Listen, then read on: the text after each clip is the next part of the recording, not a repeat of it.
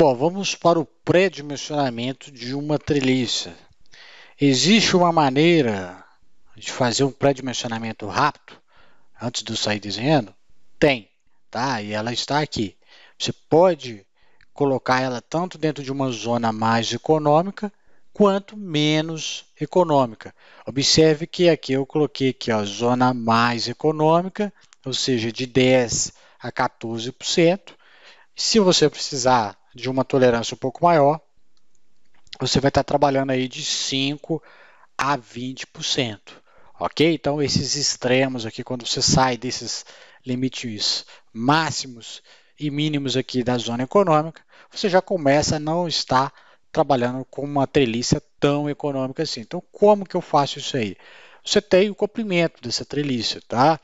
Lembrando que é recomendado que se utilize treliças aí quando tiver mais de 10 metros. Então, vamos supor, você tem 10 metros de comprimento. O que, que você vai colocar aqui de altura? De 100 de 1 metro a 1430 de altura, ok?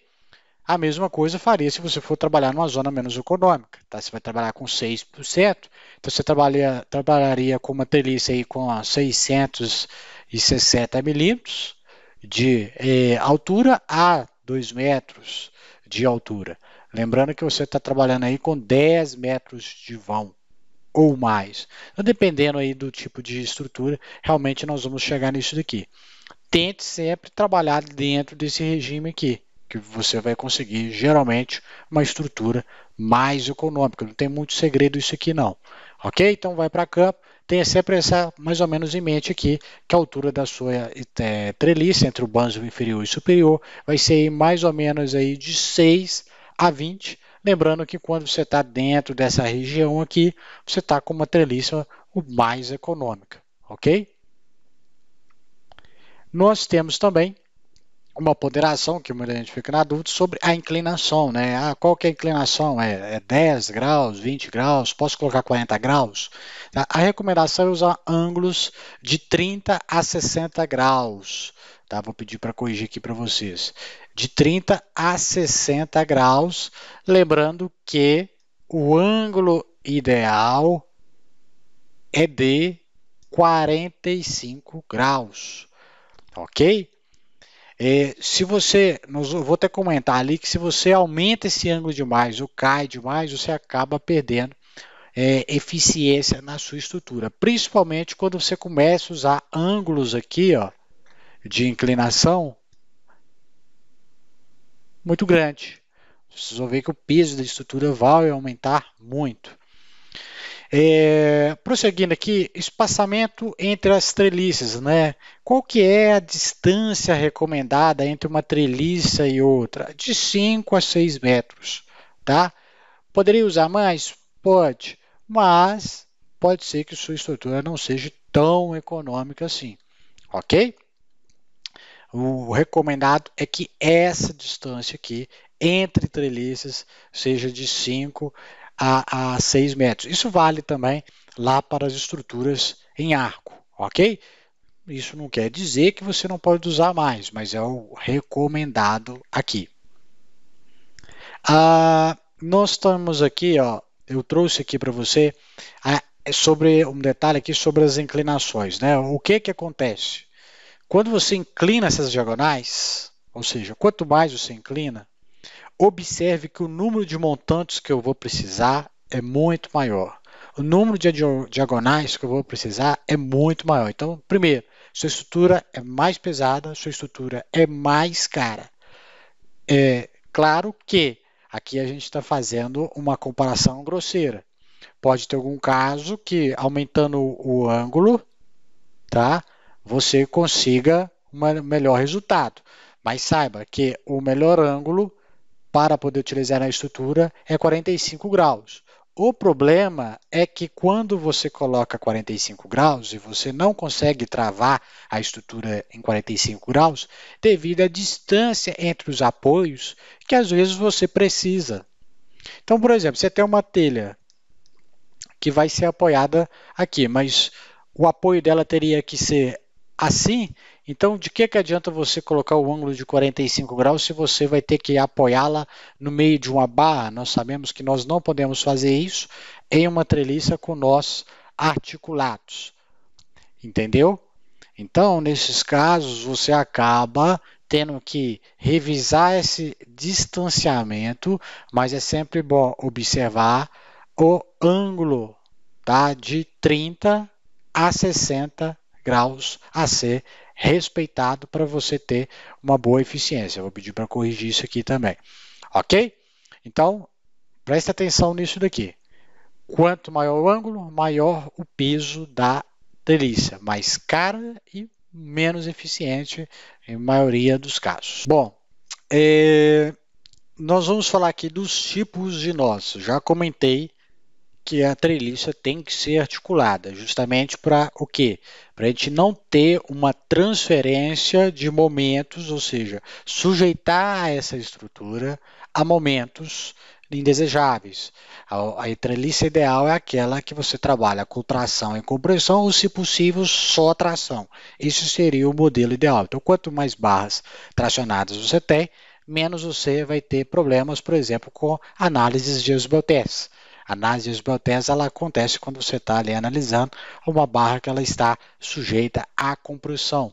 Então, inclusive, quando a gente está no software de cálculo, a gente tem uma estrutura que ela trabalha somente, você quer que o software analise somente a tração, porque o objetivo dela ali é somente trabalhar sobre tração, a gente tem uma questão que a gente faz lá para travar, para justamente o software não vir calcular esbeltese e falar que sua estrutura está reprovada. Eu coloquei, a treliça trabalha somente com compressão e tração. Ao usar nós articulados, você elimina a transferência de momentos nos nós. Na prática, um nó de uma treliça não é 100% articulado, tá, pessoal? Por mais que você diminua a rigidez desse nó aqui, você acaba tendo um leve engastamento. Há uma pequena transferência de momentos, mas não é nada que se deve preocupar, porque como ele é muito próximo de zero, então esses impactos também são muito próximos de zero, então não é uma coisa aqui de vocês se preocuparem. O que vocês deveriam se preocupar é caso vocês colocarem um nó aqui de tal forma que ele fique engastado, ou seja, este nó vai ficar rígido. Nem precisaria de colocar essa diagonal, porque por mais que você colocar a carga aqui, essa estrutura se deforma de forma alguma, ou seja, você não deixa esses quadros transformarem em losango. Depois eu vou mostrar um tipo de estrutura que tem esse tipo de comportamento, funciona, é para casos quando você não vai utilizar essas diagonais, ok? Vamos lá. Ela está aí, ó.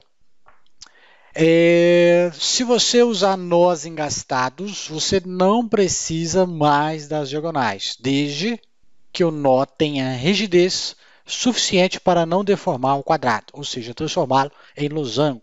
Então, quando você tem esses nós engastados, por exemplo, você poderia pegar essa treliça aqui e ela fosse totalmente travada nesse nó aqui. Você coloca uma espécie aqui, por exemplo, aqui de uma trava aqui, tá? Uma mãozinha francesa travando, ou totalmente soldada. Vou mostrar isso dentro do software, dá para vocês verem o que é engastado. Daqui a pouco eu vou mostrar os tipos de ligação, vocês vão entender. Então, ou seja, você faz um nó aqui de tal forma que isso não deforma, isso não desloca, não fica aquele negócio. As pessoas já devem ter visto um tipo de estrutura que tem esse tipo de,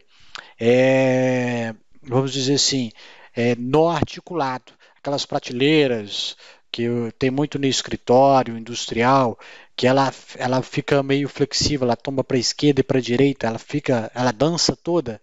Então é quando você tem um nó muito articulado.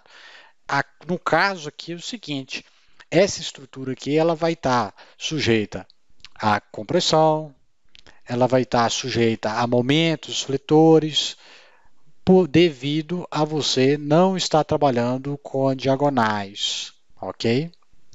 Se você coloca uma diagonal aqui e articula aqueles nós, tudo muda. Qual que é o problema de você trabalhar com estruturas que não tem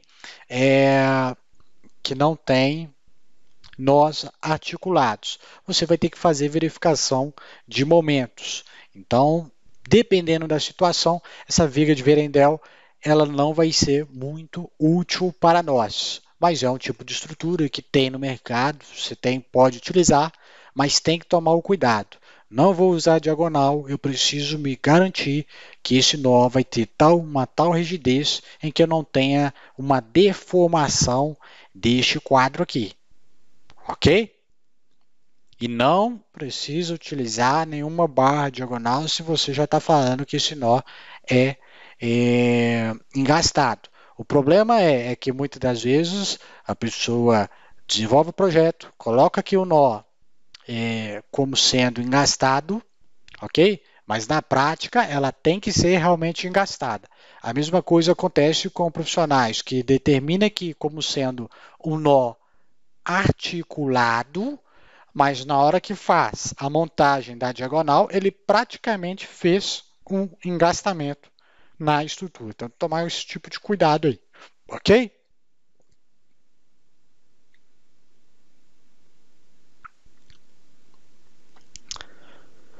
Nós temos também um outro detalhe aqui em relação à altura da treliça, né? Como a gente tem esse limite aqui de trabalho econômico, se você está trabalhando com uma estrutura, definiu uma altura e não ficou legal, e você tem que fazer uma alteração na altura, obviamente você vai alterar o comprimento. Não posso alterar meu comprimento, meu projeto não permite isto. Então você vai ter que aumentar a altura e você vai acabar de alguma forma ou de outra saindo dessa zona mais econômica. E aí você começa a ter um problema número 2. Nem sempre dentro dos projetos a pauta ser mais econômico é o mais interessante. Em alguns casos, esteticamente não vai ficar legal.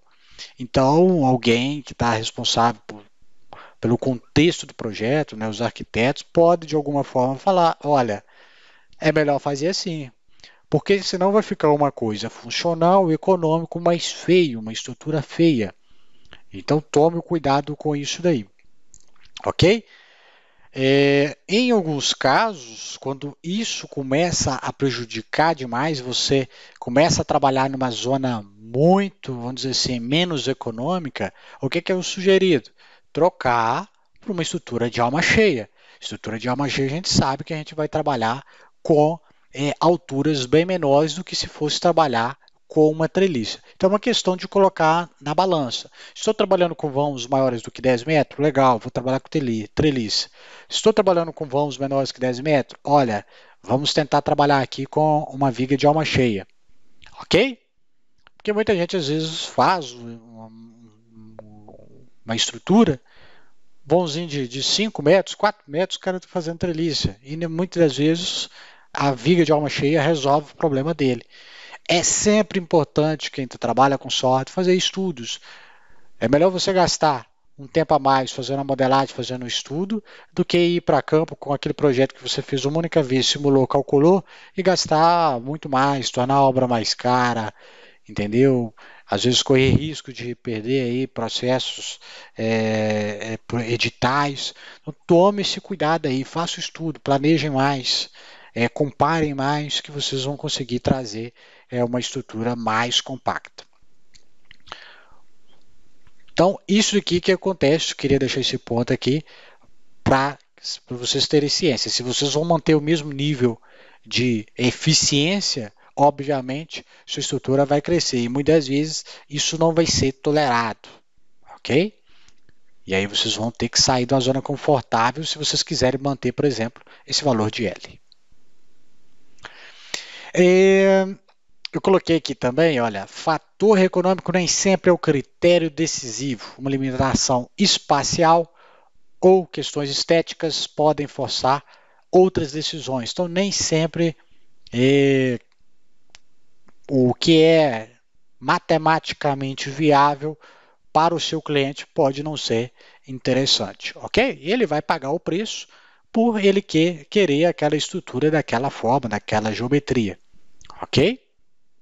Vocês verem essas arquiteturas modernas, com a estrutura toda, vamos dizer assim, elegante, aquilo ali muitas das vezes não foi uma estrutura que foi pensada, olha, vamos fazer essa estrutura aqui porque ela é mais eficiente. Não, era uma questão mais de modelo, tá? Que era desejado, então foi feito daquela maneira. Se a gente for ficar pensando o tempo todo somente no que é mais econômico, né? A gente nunca vai fazer uma estrutura como a gente vê algumas por aí. Perfis I ou H para grandes vãos e carregamentos, ou cantoneiras dupla ou U. Tá? No caso aqui, a gente está trabalhando com perfil U e dupla cantoneira. Tá? Serve que elas pegam aqui no interior do perfil U. Ó, tá vendo? Aqui também. Então aqui a gente teve as diagonais apontando para o centro do banjo inferior e aqui o outro lado da treliça, jogando todas as diagonais da direita para a esquerda.